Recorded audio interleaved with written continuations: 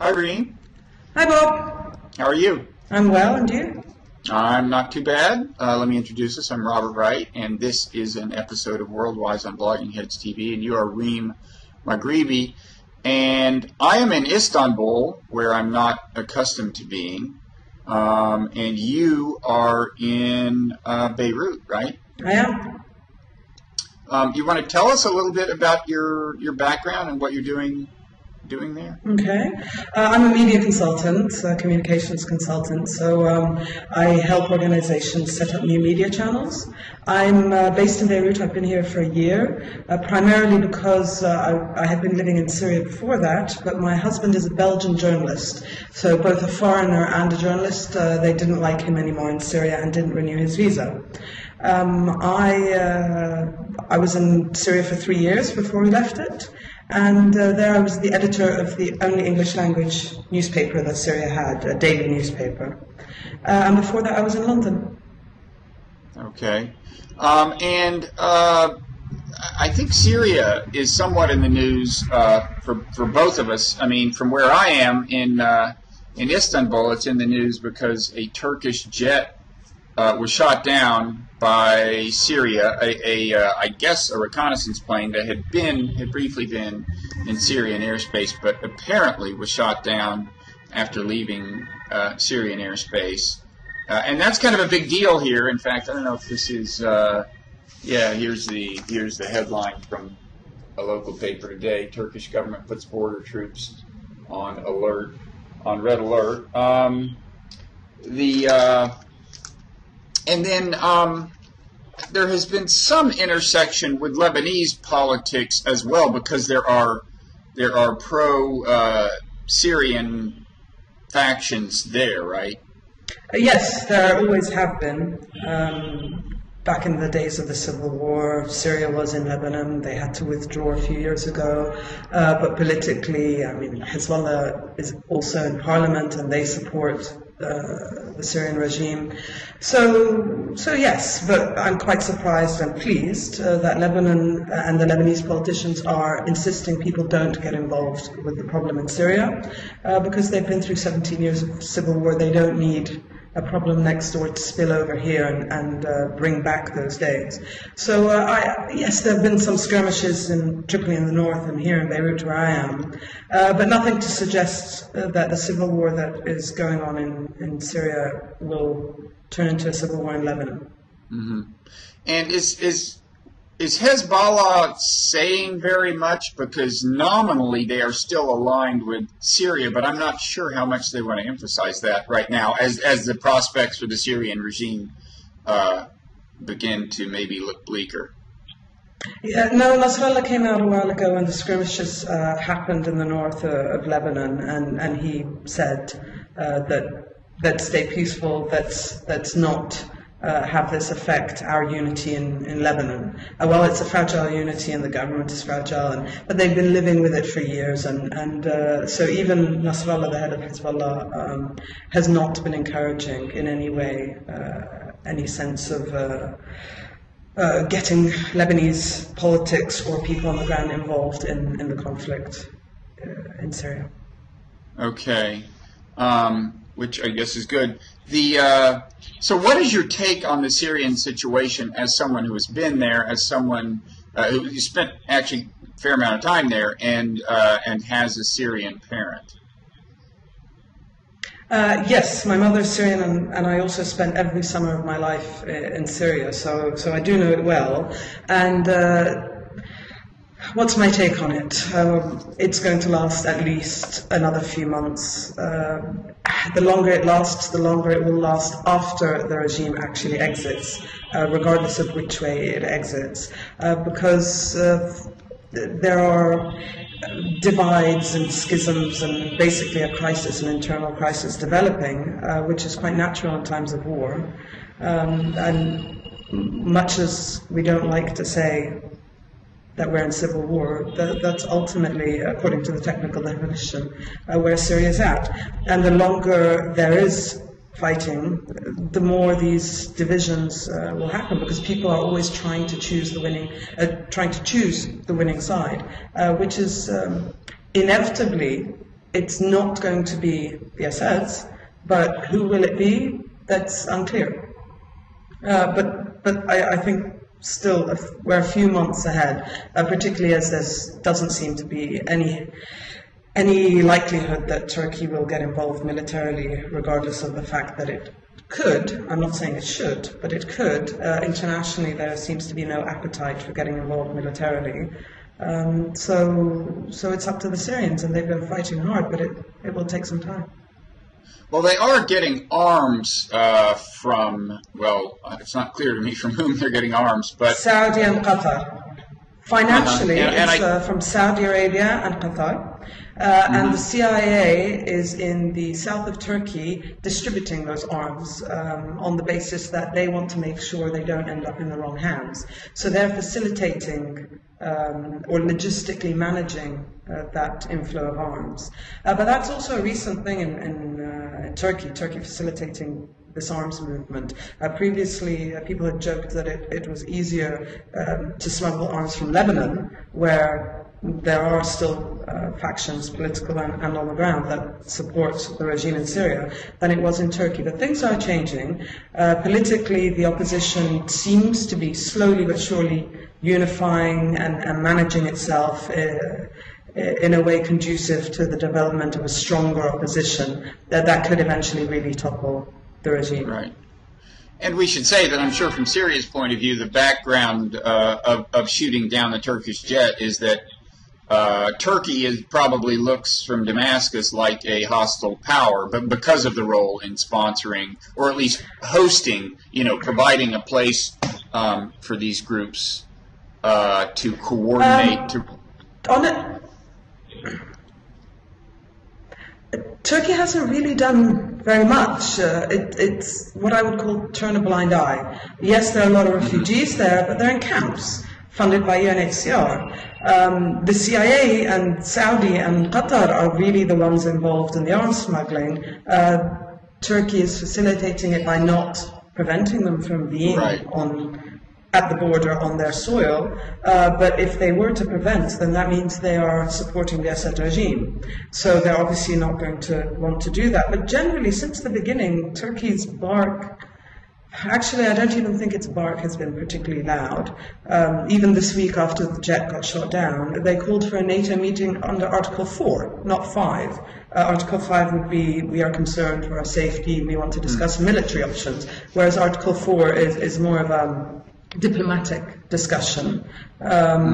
So no, it's been ever so softly barking for some months now. But I don't think Syria is actually particularly, or has any reason thus far, to be concerned that Turkey intends to militarily intervene. Yeah. Now, yesterday, Prime Minister Erdogan of Turkey did start talking a little tougher in the wake of this shoot down. He says, quote, the rules of engagement of the Turkish armed forces have changed. Given this new development, any risk posed by Syria and the Turkish border, etc., will be considered a threat and treated as a military target. Of course, to some extent, he has to say something at least that tough for domestic reasons after a jet has been shot down. So that doesn't necessarily signify new belligerence, but it's, in Turkey, in the Turkish media, there's a lot of attention on what seems to be a heightening of tensions. And of course, if something like this did turn into actual war, I assume that would then become an occasion for the acceleration of regime change in Syria. And I don't know to what extent it would draw, the other powers overtly into the war, but I'm sure that America and the Arab countries you just alluded to would be certainly supporting that. Yeah, it seems nobody really wants to get involved in a full-scale international or even regional war in Syria, which is understandable for many reasons. It's not in Turkey's interests at the moment to get involved beyond how it has been. It has various considerations. It itself doesn't want NATO involved because I think Turkey feels that it is an important power in the region and should be able to take care of such issues. They weren't in favor of NATO's intervention in Libya, so why would they be in favor of their intervention in a country next door? Rasmussen of NATO made it very clear at the NATO summit in Chicago in, I think, April, that they had absolutely no intention of getting involved in Syria. That doesn't mean it won't happen inevitably, but it's suggesting that now no one wants to go there. The CIA and the Americans, they're involved in a very simple logistical way, perhaps actually to take care of their own interests, certainly, so that they're concerned weapons get into the wrong hands like they inevitably did in Libya. They don't want that happening in such a fragile region as the Levant. And yes, and for Turkey, they have so many considerations, the Kurds and Iran, and it's very unclear what would happen if they put boots on the ground in Syria. So it doesn't look like anyone is physically going in, that foreign intervention is happening anytime soon. But the fact that the opposition is being armed in Syria should move things along a bit more quickly. There are a few more defections, and they get announced every week, but there's still not that many. We're waiting basically for the tipping point, and you can never predict when that will be. So.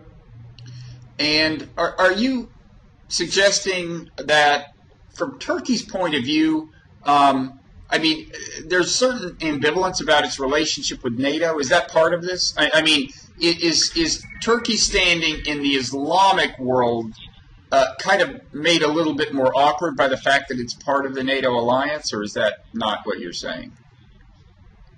Not in relation to Syria. I don't think that's an issue there, at least not yet. I think Turkey, for example, developed a strong relationship with the regime in 2010. We saw it play out. Erdogan used to be in Syria almost monthly. They cancelled visas, or at least discussed it. The trade relations improved. There was a lot of development between Syria-Turkey relations in 2010. So when the uprising started, Erdogan almost made an announcement to his Western allies that he would sort this out, that he would find a way for Assad to impose the reforms necessary to calm the situation down. And he kind of looks like he's got egg on his face because Bashar al-Assad did not react well at all to the uprising and did not implement the reforms necessary. And so Turkey showed that it didn't have the influence that it thought it would. And so it still wants to be that player. Everyone seems to be vying for this position of key player in the Middle East. Qatar was doing that during the Libya revolution. And it's not clear who's going to come up with a solution that will work in Syria. But I can't imagine also why anyone would want a NATO intervention in their backyard, and Turkey would get completely sucked in because it's a neighboring country to Turkey and because they are part of the alliance. Mm-hmm. Okay. Now, what is your reading of the situation within Syria? I mean, there's a lot of concern I've heard about how kind of coherent the situation would be after the fall of the Assad regime. You know, there's been a lot of talk about how many different rebel groups there are, about how little unity there is. You alluded to the fact that in distributing weapons in Turkey to rebels, outside powers are trying to, I gather, impose a little more unity within the opposition by who they choose to give the weapons to and under what terms they give them the weapons, right? Well, they've always been, they've always been doing that, Bob. Internally, when there were limited weapons, they would.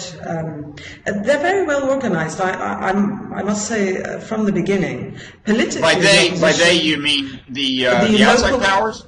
Or the local coordination committees. I think what's happening actually is the Assad powers and the armed forces of the regime are slowly not communicating anymore and carrying out their own attacks in different regions, whereas at the same time the opposition movement is and has been from the various people that I know still in there and involved, the local coordination committees for the opposition and the Free Syrian Army, the FSA,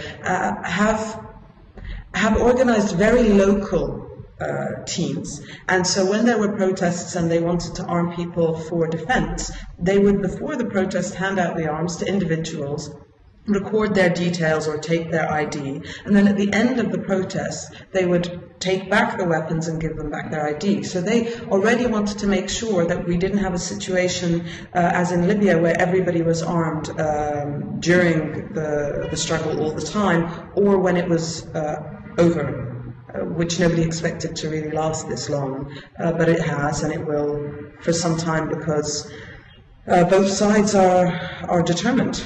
And on a local level, though, on a ground level, there has been organization, there has been unity for some time. But certainly revenge killings, for example, sectarian tensions, these are things that the regime itself has encouraged through its propaganda and its general dialogue. When you say, if you get rid of me, there will be sectarian tension, you're threatening it, and to a degree you're therefore inviting it to happen. And of course the fact that a minority of the country has been in power for so long, and therefore those who are powerful are now fighting against the uprising, creates this divide. And so yes, you can talk about sectarian divides here, and therefore concern about individuals and revenge killings happening now and later. But in general, the opposition is still united, but certainly more armed than it was. It definitely, for many months, despite constantly being shot at by the regime, was a peaceful movement. But yes, we've moved on to a new stage in the revolution, which is quite natural after a year and a half. Right, and I guess some people would say that the character of a resistance can change, and I mean, Egypt in a very different way is an example, where the people who kind of led the resistance at the beginning are kind of not really the people who wound up in power. Well, of course, almost. I mean, in a way, the power is where it was all along in Egypt, in the sense that the military has a lot of it. But even the Muslim Brotherhood was not in the forefront of the resistance initially. Well, not in the revolution of 2011, Bob. But the Muslim Brotherhood was the only active resistance movement, if you want to call it that, for decades. Right. So politically, they have been in opposition for decades, and so that they were able to organize themselves politically very quickly is no surprise. Whereas the liberals, for example, who did certainly, the young liberals who certainly were the majority in Tahrir at the beginning, they were not an organized group. They were motivated by Tunisia. They didn't expect to get rid of the great Mubarak in just 3 weeks. So that would explain to a degree the political results we have now. Add to that, obviously, the fact that SCAF, the Egyptian military, have been playing hardball. Right. I guess I just meant that at first it seemed like a secular liberal movement, as you suggested, and now the secular liberals are pretty much on the sidelines. And the question people raise about Syria is, at the beginning, that seemed, from afar at least, kind of like a secular liberal movement involving a lot of exiles, but and here the parallel with Egypt breaks down, because here what we're talking about is something that then evolves into an armed conflict, and the concern is that then the power winds up with whoever is most active in the actual fighting, and of course.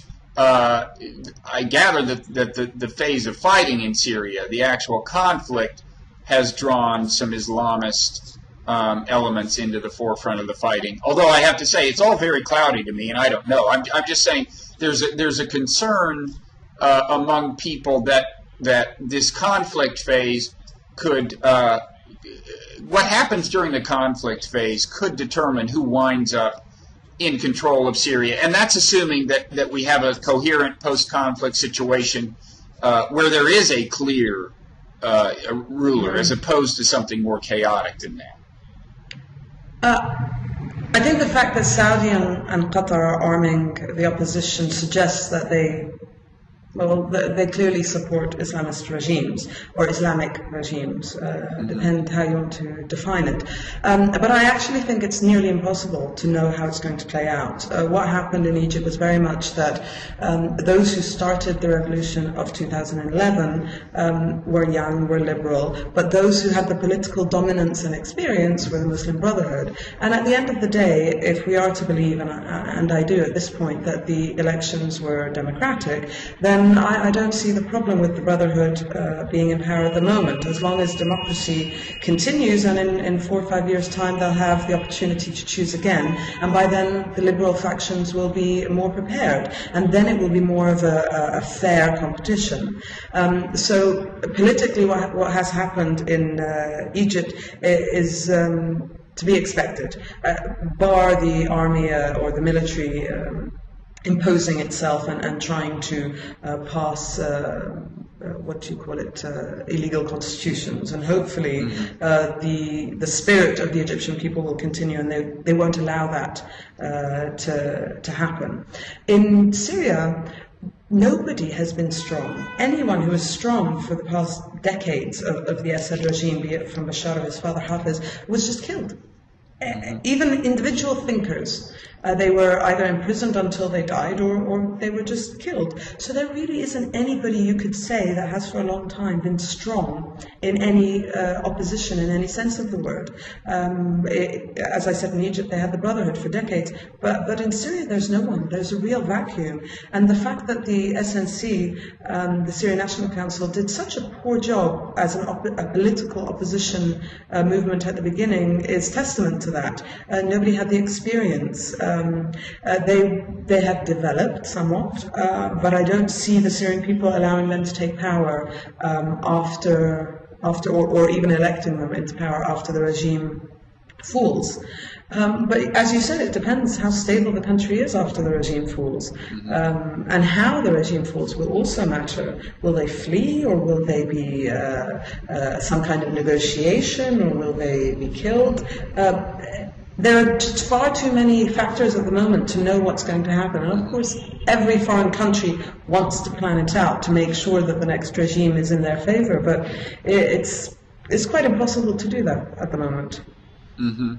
And what is your sense for how the Assad regime's support is holding out among some of the constituents it had been counting on? I mean, for example, it was trying to keep the pretty substantial Christian population on its side, partly by frightening them about what would happen after an Islamist takeover of the government. It, of course, wants to keep the Alawites on its side, although I gather that there are some Alawites who are probably ambivalent and won't automatically side with your regime. Absolutely. With the regime. What is your sense for how those constituencies stand right now? I don't think that sectarian tensions are going to develop the way the regime are trying to make them develop, because the Syrians have centuries of experience in living together and know that ultimately the regime has created these tensions by intentionally creating minority at the top. And it always has supported the Christians, so it's not an issue of religiously the Christians, or even as a minority the Christians are concerned purely because they're a minority. It's because they are one of the minorities that benefited throughout the regime and knew that they were benefiting as a result of a dictatorship, while the majority were sidelined, marginalized, not taken care of. So that would be the concern. There are certainly many Christians that are part of the opposition. In fact, on both sides, whether pro or against the regime, you have people from all the religious sects. And it really, I think, boils down to how much did you benefit from the regime, how much do you stand to lose? And there are a lot of people who stand to lose. But the more it develops, for example, last month, there was a big influx of what you would call middle-class Syrians or middle to upper class Syrians into Lebanon. These people have always owned a property in Lebanon, so during the first year, let's say, of the uprising, they were coming here quite regularly. But now I know families that have actually moved. That means they think it's developing. Wait, they've actually moved where? To Beirut, to Lebanon. Okay. So middle-class Syrians have always owned property in Beirut. It's like their summer home or their weekend home. Okay. So it's not that it's a big deal they have to invest, but the move, leaving their work or their investments. A lot of people I know did stay there, whether they were merchants or professionals. They stayed in Syria out of concern for their property, and which is understandable. There has been some home invasions into properties that are known to be empty in Damascus, and one doesn't like to speculate, but just 1 week before, regime forces had been coming and doing a survey of those same areas. So yeah, there's some nastiness happening, and people, middle class, who can afford to leave are feeling it, and they're leaving. So that also suggests there's a development, particularly in the capital, which was quiet for quite some time. Mm-hmm. Which, of course, is not the same as their kind of switching sides, staying in Syria and beginning to actively support the opposition, but still it's not good news for the regime. No, and also they were never supporting the regime. They're apolitical. Most of them are apolitical.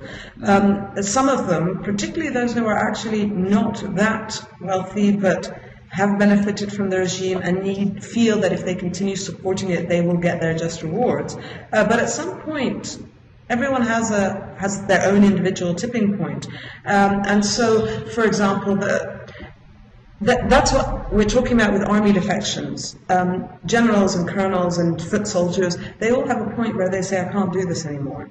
And I would rather risk my life, and particularly my family's life, because they do go after family. And I have to switch sides, or I have to just desert.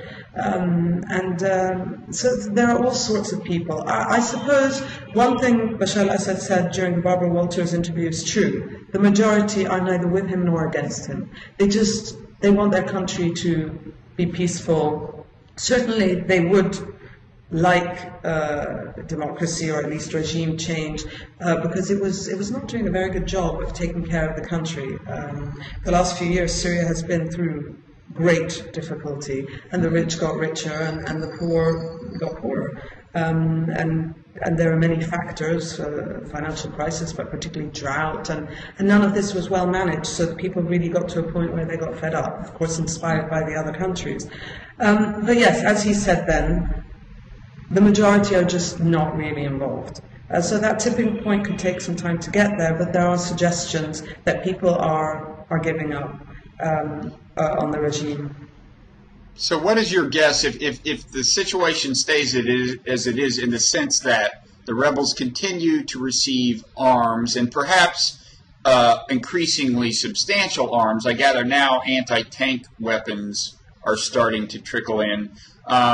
If that remains the case, but there is no outside assistance in the sense of actual troops or NATO jets or American jets or anything like that, or Saudi jets, what is your guess as to how long it would take for the regime to fall? At the very beginning, last March, I had said 2 years. So not much has changed to suggest otherwise. I had thought that the regime would never back down. How long can you fight it out with the resources that you have? They have 2 or 3 strong brigades, but generally not a very strong army. This shipment from Russia that didn't reach Syria, if it finds its way to reaching Syria, yes, the regime will have more arms, but they need people, and they're actually losing people every day. So still months, but let's say not over a year. But it very much depends on whether people can be managed once the regime itself falls. So by the regime, it's not going to be enough to just remove Bashar al-Assad. Right. His brother will have to go, and some of the top dogs in the army will also have to go, and even in the government. Syria never rested on one man's shoulders. It's not like Libya, where get rid of Gaddafi and everything is sorted, we can start afresh. In Syria, it's always been, let's say, 200 families that have held the power. It was certainly never Bashar on his own. His father would have had more power, but he was too young and inexperienced and doesn't have the gravitas to really do it on his own. So it wouldn't be enough for him just to go. His brother, the head of the 4th Brigade in Syria, that I understand is committing quite a few atrocities, he would definitely have to go, and a few others. But then it also depends. This is why the developments we hear about now in Turkey of the political opposition organizing itself, being in touch with the local coordination committees in Syria is so important, because that will create the bedrock for what happens once the regime goes. And the fact that there is this network, and it's been there for a long time, and they communicate via Skype, and they have posts in Lebanon and in Syria, and then the network throughout, in Lebanon and in Turkey, and then the network of local people and committees throughout Syria. There is this communication, and it's on many layers. One is with relation to distribution of arms, but one is also just to keep the lines open so that politically and in terms of humanitarian needs, that's always been open, but politically they can strengthen themselves so that there isn't a vacuum once the regime falls. But yes, your original question, how long? Impossible question, but let's say 6 to 12 months. Okay, and do you favor the status quo I don't mean the status quo in Syria, but the status quo in terms of the amount of intervention that there is? Do you know, in other words, providing arms and nothing more? I suppose so. All the alternatives are too dangerous. It's very difficult to contain a war with international parties within Syria, considering its neighbors. Also, the Syrians themselves don't want it. They don't want to be saved by NATO. They're appreciative of the arms that they're getting. They need them to develop, but this is their war. Unfortunately, it shouldn't be this way. The regime should have backed off a long time ago, but there's this dogmatic obsession with holding on to power, and they will fight tooth and nail. But it seems, based on all the other options, there's very little else that can be done without a huge escalation. I mean, I would think if I were a rebel and actually, you know, was getting shot at by Syrian troops, I would be in favor of airstrikes. Isn't there, outside airstrikes to help? But it's not like Libya. It's not like Libya. Libya, airstrikes, air support was quite easy, because first, geographically, the revolution spread from the east to the west. So you had your safe zone in the east, and you could progress further west. Also, it's a desert country, so there are vast amounts of land, and then this control and command center by the Gaddafi regime could be bombed without civilian casualties.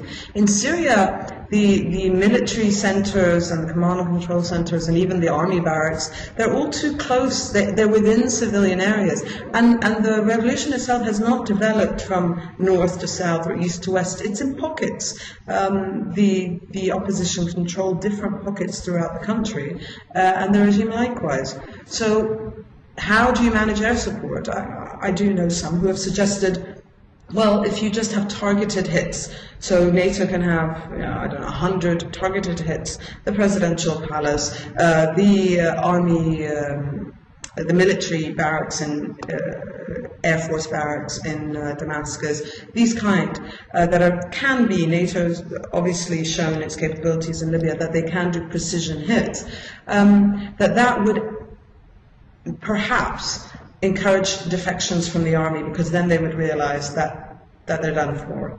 But the reality is also that's not going to happen, because they need a UN resolution for that. So sometimes it's one thing to talk about what would be ideal, it's another to talk about what could happen. And they just won't get a resolution for that, so NATO's just not going to get involved. But whether some precision hits would be helpful, perhaps. But I think the opposition can do it on their own, slowly but surely. Okay, so you think, I mean, among the outside powers, there's no appetite for actual intervention in your view. Among the rebels themselves, there's not a desperate cry for intervention, and there's some inclination to almost oppose intervention in the sense that they'd rather do it themselves. So it sounds like, yeah, go ahead. These are the voices that are coming out. Of course, unfortunately, because journalists are not allowed safely in Syria, we don't hear the majority. So it's not that we can in any way suggest that we're talking for the majority of people in Syria, but the opposition, the activists and the armed opposition find their channels to communicate, and this is what we understand from them, is that they want to do it on their own so that they can take control of their country and not fear that it develop into Iraq, for example.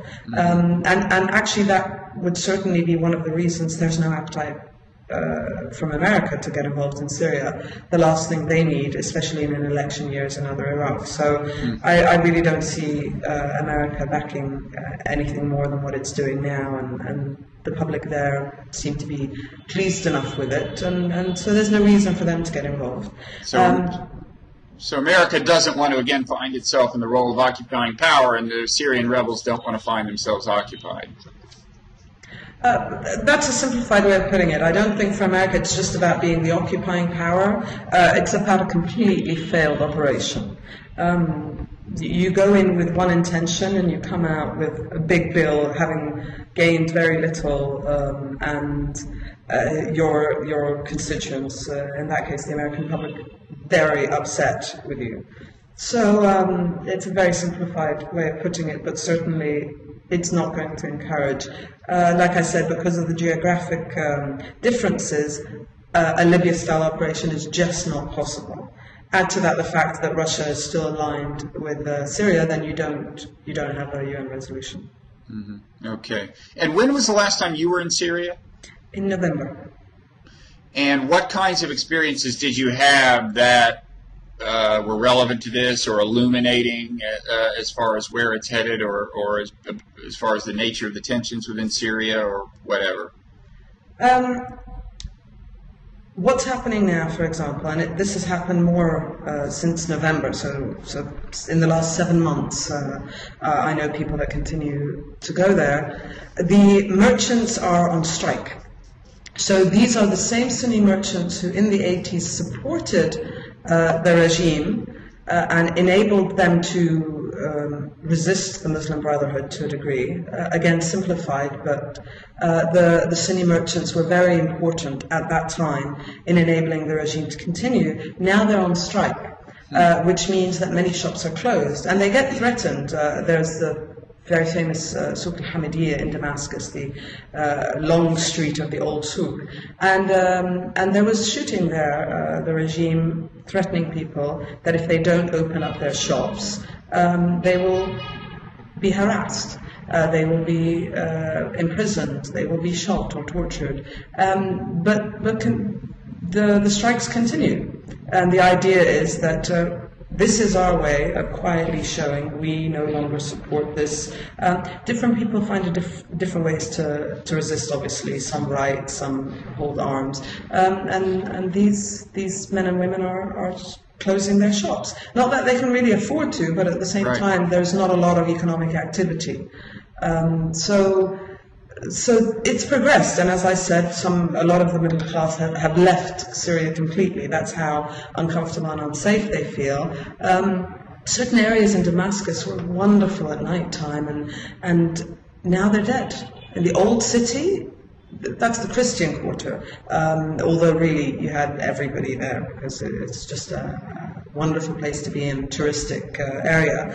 And we would stay out till 3, 4, 5 in the morning, hobble back home, no problems, no safety issues, no This is obviously before the uprising.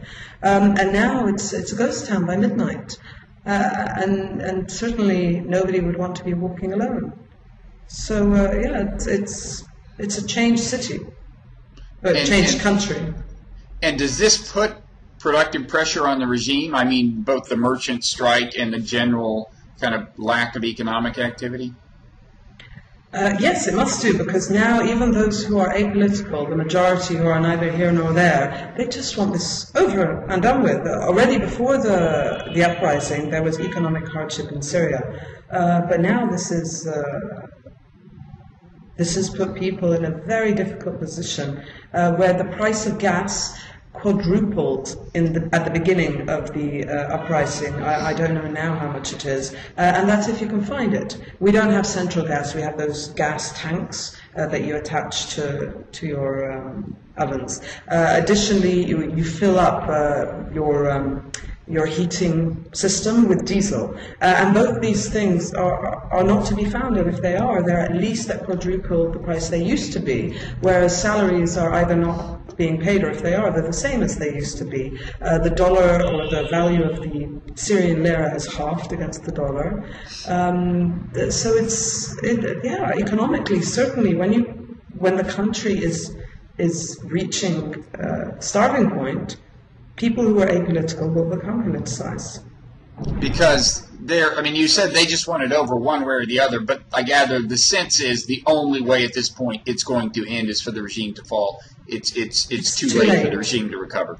Absolutely, it is too late. And that determines which side they will join as they do get politically active. Yes, and some people, though, they are angry with the revolution. They are angry with the revolutionaries and the activists, because nobody expected it to last this long, to become this vicious. So they're almost feeling, I wish you didn't start this, because this isn't where it should have gone. But certainly it's not their fault. Much of what the opposition has done has been reactionary. The first sign of protest was children scribbling on a wall in graffiti, based on what they had seen on TV from Egypt. And the reaction by the regime was to torture them and pull out their nails. So the opposition can only react based on what the regime has been doing. So unfortunately, yes, nobody had planned for this uprising to become so bloody, but that's why the regime can't survive, because they've taken it in a direction that nobody could forgive them for, and the apolitical will then perhaps continue to be upset that this revolution ever started in the first place, because we were better off before, but there's no way they can support the regime knowing that it's all based on the regime's actions and violence. Mm-hmm. Okay. Well, listen, thank you for taking the time. This has been a very illuminating appraisal, and I hope that as things develop, maybe you'll have time to come back and update us. Thank you, Rob. It would Okay. be my pleasure. Okay. All right. Take Bye. care. Bye-bye. Thank you.